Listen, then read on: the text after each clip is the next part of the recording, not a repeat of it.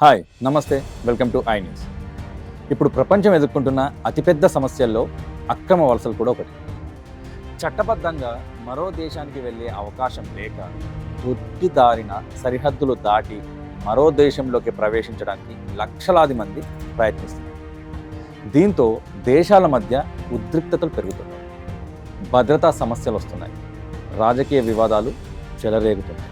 అయితే వాళ్ళు ఎందుకు అలా ప్రాణాలు పణంగా పెడతారు? దీనికి చాలా కారణాలు ఉన్నాయి. పేదరికం, ఉద్యోగాలు లేకపోవడం, యుద్ధాలు, నియంతృత్వ ప్రభుత్వాలు, ఆకలి, కుటుంబాన్ని బతికించాలనే ఆరాటం. ఈ పరిస్థితుల్లో ఎలాగైనా మంచి దేశానికి వెళ్ళాలి అనేది వారి కలగా మారుతుంది. కానీ ఆ కలను ఆసరాగా చేసుకునేది మాత్రం మానవ అక్రమ రవాణా మాఫియా.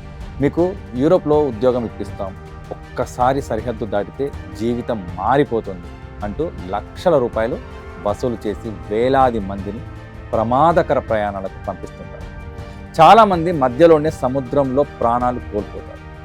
బతికి వచ్చిన వాళ్ళు విదేశాల్లో చట్టపరమైన చిక్కుల్లో పడిపోతారు. ఇప్పుడు అలాంటి సంక్షోభమే స్పెయిన్ ఎదుర్కొంటుంది. అసలు స్పెయిన్లో పరిస్థితి ఎలా ఉంది అంటే, ఇది ఇప్పుడు స్పెయిన్ అనేది యూరోప్ కాంటినెంట్లో ఉంటుంది.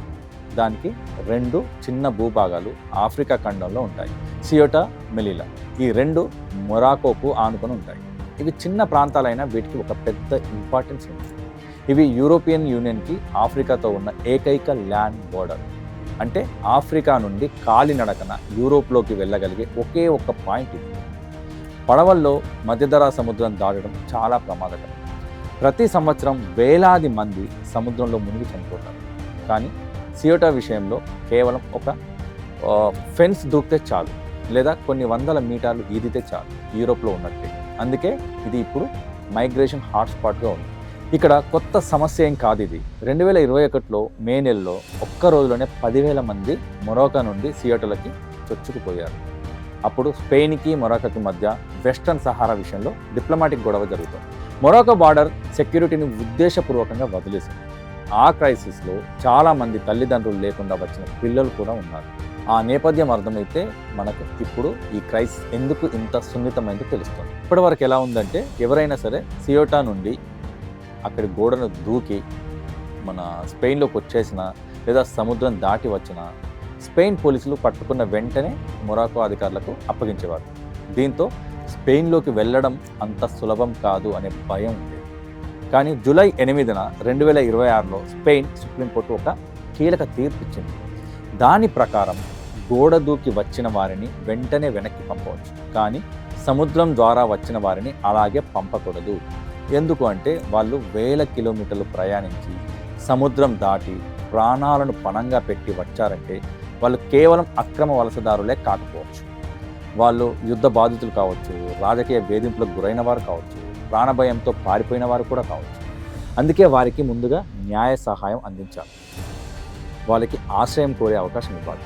వారి కేసును పూర్తిగా విచారించిన తర్వాతే నిర్ణయం తీసుకోవాలని కోర్టు చెప్పింది. ఇక్కడ గమనించాల్సిన విషయం ఏంటంటే, కోర్టు అందరినీ స్పెయిన్లోనే ఉంచండి అని చెప్పాల, వెంటనే వెనక్కి పంపొద్దు, ముందు చట్ట ప్రకారం విచారణ జరపండి అని మాత్రమే చెప్పింది.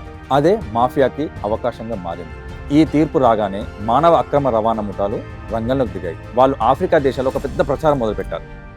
ఇదే మీకు ఇప్పుడు గోల్డెన్ ఛాన్స్, ఇప్పుడే స్పెయిన్ వెళ్ళండి. సముద్రం ద్వారా వెళ్తే పట్టుపడ్డ వెంటనే ఆ మొరాకోకు పంపరు, ముందు ఆశ్రమం ఇస్తారు.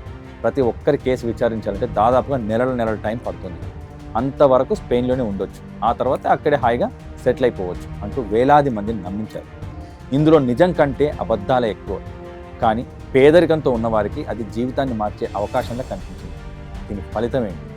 నైజర్, చాద్, సూడాన్, మాలి, సెనెగల్, గినియా, ఐవరీ కోస్ట్, ఇలా ఆఫ్రికాలోని అనేక దేశాల నుంచి వేలాది మంది మొరాకోకు చేరుకున్నారు.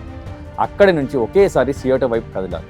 కొంతమంది గోడలు దాటేందుకు ప్రయత్నించారు, మరికొందరు మధ్యధరా సముద్రం, జిబ్రాల్టర్ జలసంధి మీదుగా ఈదుకుంటూ లేదా చిన్న పడవల్లో స్పెయిన్ చేరేందుకు ప్రయత్నించారు. దీంతో సరిహద్దు వద్ద ఒక్కసారిగా ఉద్రిక్త పరిస్థితులు ఏర్పడ్డాయి. ఫలితంగా గత 10 రోజుల్లోనే 1,500 నుండి 2,000 మంది సముద్రం ద్వారా సియోటా చేరుకున్నారు. జనవరి నుంచి చూస్తే ల్యాండ్ బార్డర్ క్రాసింగ్ గత సంవత్సరం కంటే 149-150% పెరిగింది. సియోటా రిసెప్షన్ సెంటర్లో 500 మంది పట్టే ప్రాంతంలో దాదాపు 600 మంది ఉన్నారు. బయట ఇంకో 400 మంది వెయిట్ చేస్తున్నారు. ఈ తొక్కిసలాటలో ఇటీవల జరిగిన క్రాసింగ్లో 9 మంది ప్రాణాలు కోల్పోయారు. ప్రపంచవ్యాప్తంగా వైరల్ అవుతున్న వీడియోలు కూడా ఈ ఘటనకు సంబంధించినవి. ఇప్పుడు స్పెయిన్ ఏం చేస్తుంది మరి? ఒకవైపు కోర్టు చెప్పిన చట్టాన్ని అమలు చేయాలి, మరోవైపు వేలాది మంది అక్రమ వలసదారులను అడ్డుకోవాలి, ఇంకోవైపు మాఫియా ముఠాలను అరికట్టాలి. అందుకే స్పెయిన్ ప్రభుత్వం ఇప్పుడు మొరాకోతో కలిసి సరిహద్దు భద్రతను మరింత కట్టుదిట్టం చేస్తుంది. ఫైనల్గా ఏంటంటే, ఒక మానవతా దృక్పథంతో ఇచ్చిన కోర్టు తీర్పు, దాన్ని అవకాశంగా మార్చుకున్న మాఫియా, ఆ మాటలు నమ్మిన వేలాది మంది, ఇవన్నీ కలిసి ఇప్పుడు స్పెయిన్ మాత్రమే కాదు, యూరప్ మొత్తం ఎదుర్కొంటున్న కొత్త వలస సంక్షోభానికి కారణమయ్యాయి. మానవత్వం పేరుతో ఇచ్చిన ఒక చట్టపరమైన రక్షణను మాఫియా తమ వ్యాపారానికి ఆయుధంగా మార్చుకుంటే ఎలాంటి పరిస్థితులు ఏర్పడతాయో స్పెయిన్ మొరాకో సరిహద్దు ఇప్పుడు ప్రపంచానికి ప్రత్యక్ష ఉదాహరణగా నిలిచింది. సో సబ్స్క్రైబ్ చేయండి, షేర్ చేయండి. Thank you.